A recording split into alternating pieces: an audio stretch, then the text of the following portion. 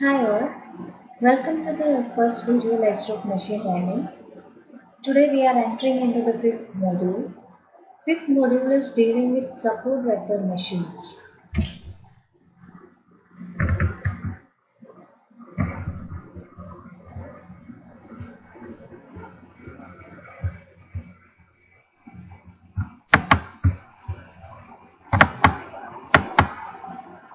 These are the main contents in the fifth module.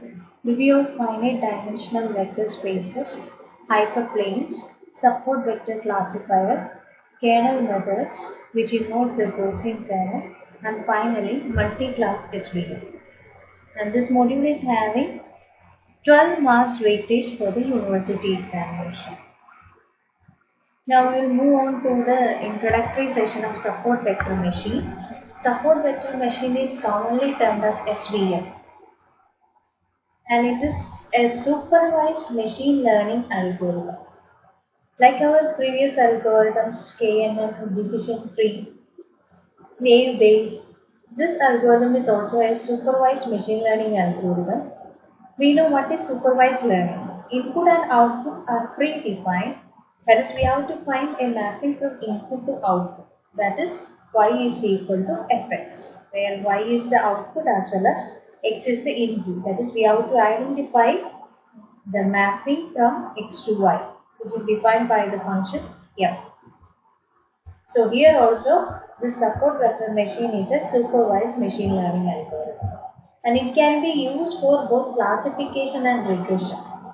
We know what is classification. Identify a particular data point to which class it belongs to. Regression means there's a use for numeric prediction.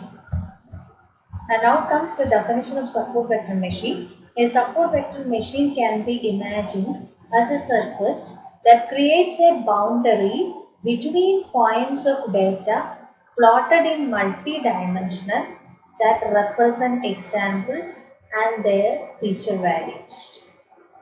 So before we will see a particular diagram.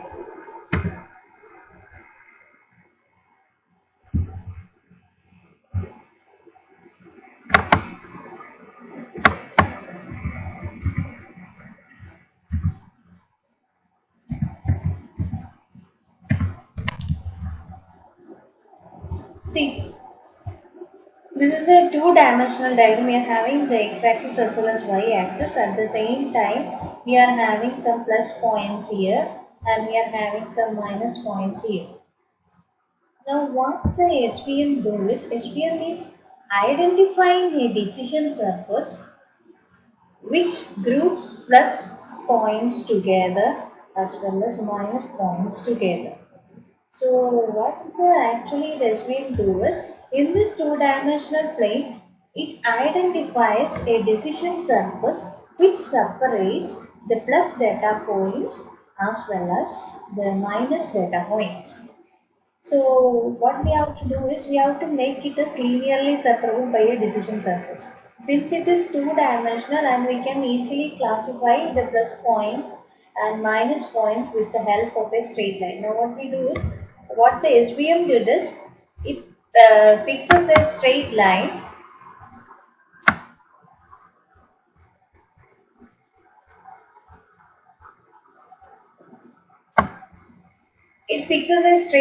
like this. So when this straight line acts as a decision surface. If we are looking on one side of this particular line, we can see some plus points. On the other side, the minus points are grouped. So this line, this straight line will act as a decision surface which is used for the classification. And this is a two-dimensional figure, as well as we are having two classes for classification. Now we will see a multi-dimensional plot.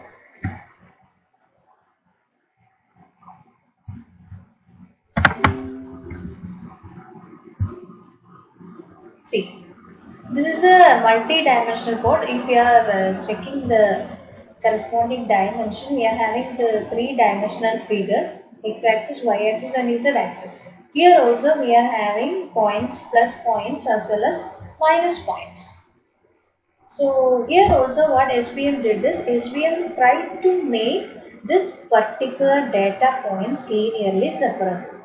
But the plane is a three-dimensional plane. So we cannot make a line which makes the points separable.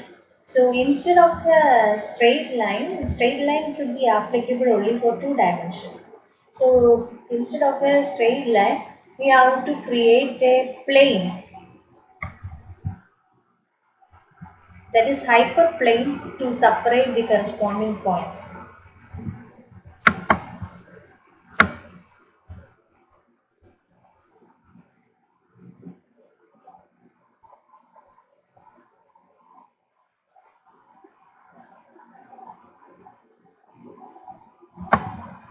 Like this. So what happens is this is a three-dimensional uh, separation. So this is a hyperplane. This hyperplane separates, and this hyperplane will act as a digital surface because this separates plus points to one side of the plane and minus points to the other side. So what actually SVM did is it creates a decision boundary, and this decision using this decision boundary, it can classify or cluster the similar data items. We will move back to the slide. So again, move back to the definition. A support vector machine can be imagined as a surface that creates a boundary between points of data plotted in multi-dimensional that represent examples and their feature values.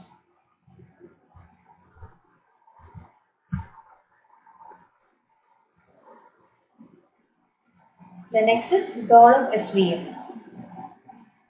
The goal of SVM is to create a flat boundary called a hyperplane which divides the space to create fairly homogeneous partitions on either side. So we already see the figure. Inside the figure, what we did is what SVM did is it creates a boundary, and that boundary separates the data points into different classes. So this is actually the goal of support vector machine, creating a decision boundary in the format of a straight line or a hyperplane. HVM learning combines instance-based nearest neighbor learning and linear regression modeling. We already studied about the instance-based nearest neighbor learning, KNN, K nearest neighbor algorithm. That means by considering the neighbors, we have to predict which class the data point belongs to. And linear regression means the numeric prediction. That is, by fixing a straight line, we have to identify, we will be able to predict what will be the new numeric value. So HVM uses both the KNN technique as well as the regression technique. Since it uses two types of techniques, SVM classifier is a powerful classifier and it can be used to model highly complex relationships. SVM can be used for any type of learning task like classification, numeric prediction, and in addition to that, it can perform pattern recognition also. Pattern recognition is a topic which comes under the unsupervised learning mechanism. So support vector machine can be able to do pattern recognition. And this is some of the applications of support vector machine. The first application is gene expression data classification, that is in the field of bioinformatics to identify cancer or other genetic diseases. So this type of classifier can be used to detect cancer cells and can be used for test categorization. That is identification of the language used in a document or the classification of documents by subject matter. Then another application is the detection of rare yet important events like earthquakes, combustion engine failure, or security breaches.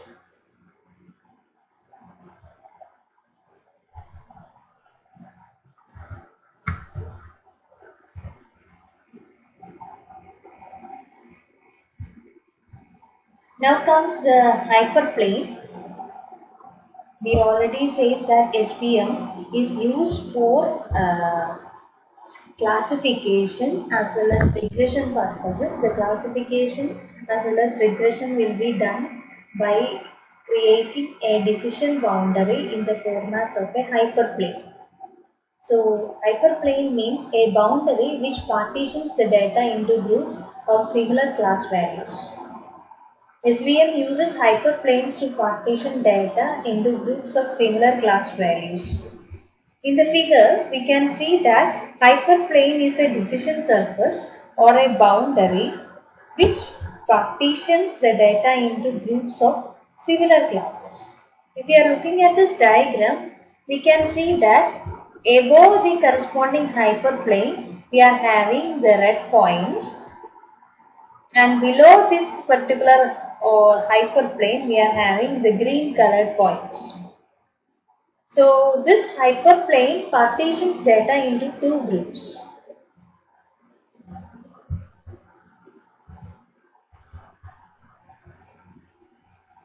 In this slide, we can see hyperplanes which separate groups of circles and squares into 2 and 3 dimensions. In the first figure, it's a two-dimensional figure. Square data points as well as circle data points are there, and we can separate these two classes by a decision surface. So it is linearly separable. That is, by the help of a straight line, we can separate square points as well as circle points. And the second figure is a three-dimensional figure. There also square points as well as circle points are there. Since the figure is three-dimensional, we can separate it with a decision surface. But instead of a line, here we are using a hyperplane since it is three-dimensional. Linearly separable means circles and square classes can be separated perfectly by the straight line or a flat surface. Such type of data items are called linearly separable.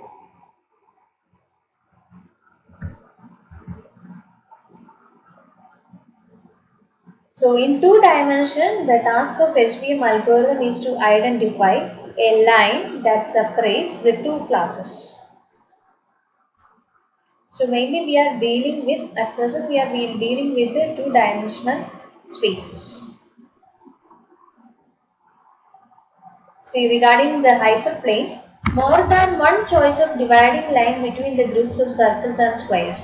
If we are looking at this particular figure, the figure is a two-dimensional figure and is linearly separable. That is, we need a straight line to separate square points and circle points. But in this particular figure, we are having three lines, line A, line B and line C. All these three lines are serving the same purpose. That means separating the square data points from the circle data points. All these three lines are decision surfaces, but we find out which one to choose. If you are looking at the line A, line A is more close to circle as well as square data points. If you are looking at line B,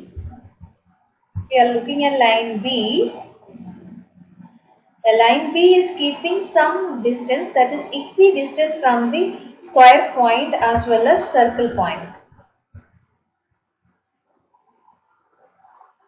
Now we will consider the line C. It is more closer to circle point than this square data point. Now we are having a confusion which line to choose. So what we have to do is, we have to choose the line with maximum margin hyperplane. We have to choose the line with maximum margin hyperplane. If we are looking at A line, the line A is closer to data points. Line B keep equidistant from square as well as circle data points, and line C is closer to circle data point. So maximum margin is possible for line B.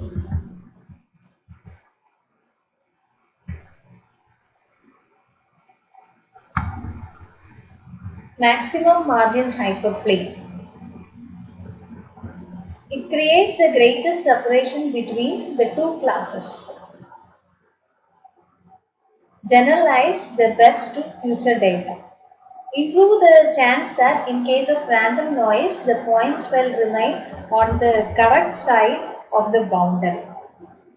Maximum margin hyperplane has equal distance towards the data points so that it is having the greatest separation between two classes. Look at the figure. The distance between two nearest different class values on either side of the decision surface is termed as margin. So if you are looking at this particular diagram, there will be a line which separates the square points from the circle points, and this line is equidistant from the data points, and the margin, this dotted line represent the margins on the both sides, and the area or the gap in between these two lines will be termed as the margin. Here also, here we are having star class as well as circle class, and there will be a straight line,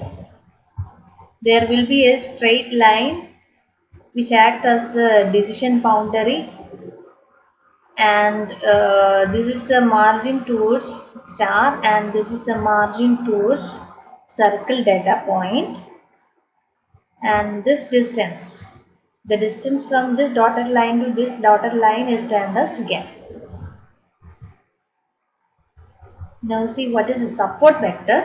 We already discussed about the straight line which classifies the data, and we discussed about the maximum margin hyperplane. The points, the data points which are closer to this maximum margin hyperplane are termed as support vectors. Here, this square, these two circles will act as the support vectors. And this is a maximum margin that can be produced by the decision surface in this particular figure. So move on to the definition of support vectors. Points from each class that are closest to the maximum margin hyperplane. This is the maximum margin hyperplane, and these are the points which are closer to the maximum margin hyperplane, and so these points are termed as support vectors. Each class must have at least one support vector, but it is possible to have more than one. At least one support vector of a particular class is needed. More than one is also possible.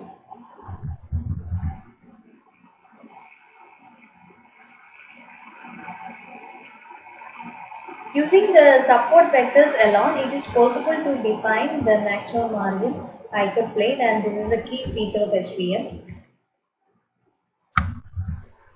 See, we are going to discuss, we are moved to linear classifiers.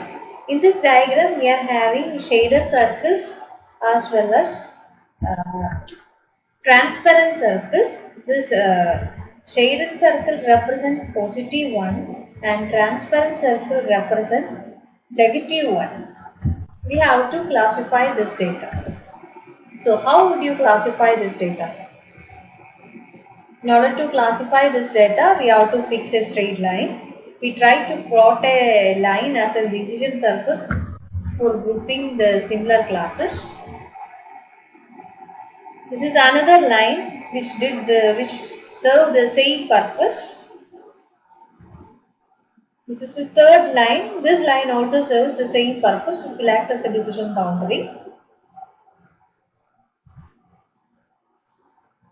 So, like the first line, second line and third line, a large number of lines. Here there are so many lines are there. All of them will act as a decision surface.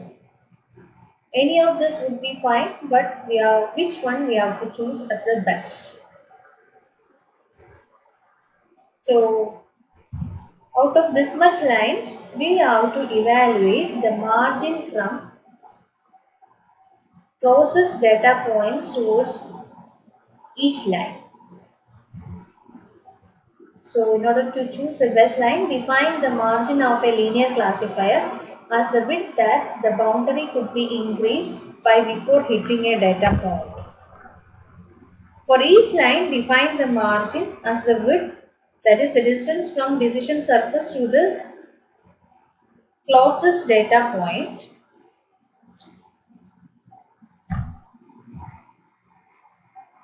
And in this figure, we are having the shaded circle as well as transparent circles are there. Here we are having three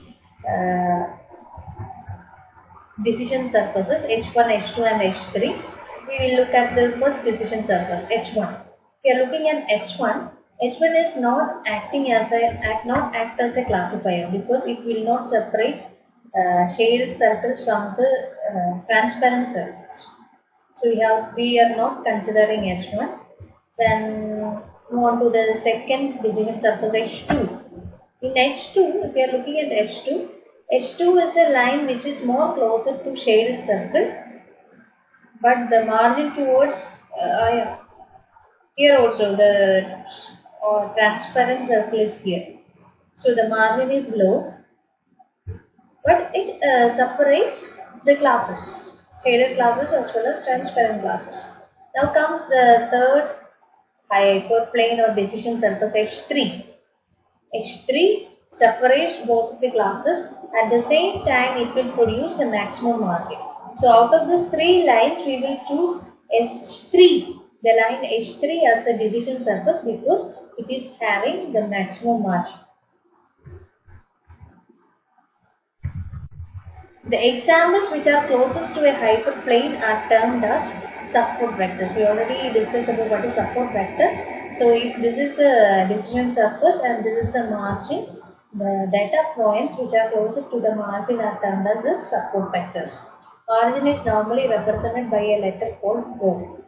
Margin rho of the separator is the distance between the support vectors. This distance is termed as rho.